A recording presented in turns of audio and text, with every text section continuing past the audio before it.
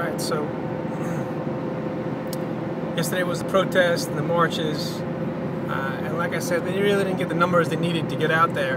And you know, there's many variables to this situation, and one of them is that they don't have a leader. Maybe someone like John Lennon, if he was still alive, would be able to sort of relay the message to the masses. I don't think it's going to work through online. I don't think enough people are involved with Facebook or Twitter or have smartphones. I don't think there's enough people behind the movement. And it's simpler for people to just say, oh, why don't those guys just get a job? People who have a job can look down at the protesters and have their superiority or their abuse of power because they actually have a job, which is just so strange. And then, you know, you hear people supporting the cops saying, hey, my buddy's a cop down there, it's horrible, you know, they're antagonizing. And I kind of have to admit, I've seen a lot of yelling at the police officers for I don't know what reason. I don't know why they just don't stand there and show, you know, silent solidarity. But the bigger idea that I have is everyone needs to have a camera on them.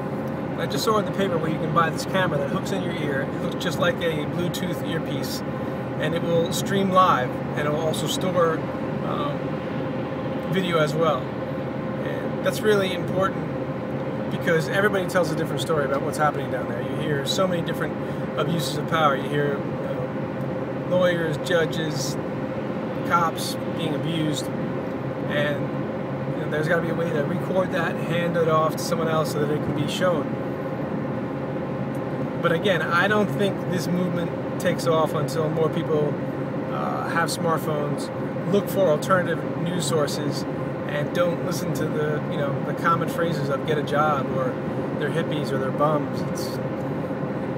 That just shows to me that people aren't really doing their homework and don't have a grasp of the major issues and they're difficult issues. I mean, credit swaps, I don't understand exactly how derivative credit swaps works.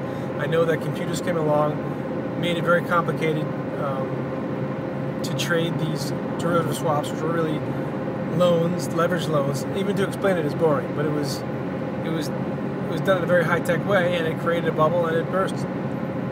So, and of course, money in corporations does not go well. All these people in Congress are being bought off, and that's why nothing gets done, because legislation is really run by corporate greed or by corporations. And until we get that out of there, it's going to continue. But most people are just not going to get on board. So I'd be curious to know what their next movement's going to be, what Anonymous is going to do, and what phases they're going to come up with. But I really believe they need a leader, probably somebody with name recognition, and someone who can speak well on the issues and bring everybody together. It's the only way it can be done, I think. We'll see.